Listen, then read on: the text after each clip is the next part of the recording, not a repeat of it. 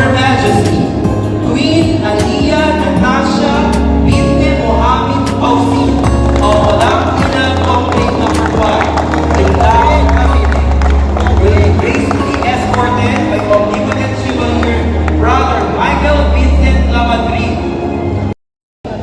Her Majesty, Queen Verdaline Joy L. Cayetano of Ilias Complete Number 6, Rosario, Cavite, will be escorted by the esteemed Omnipotent Chevalier Brother Romel Ricafrente Cabas, Queen Verdaline, the second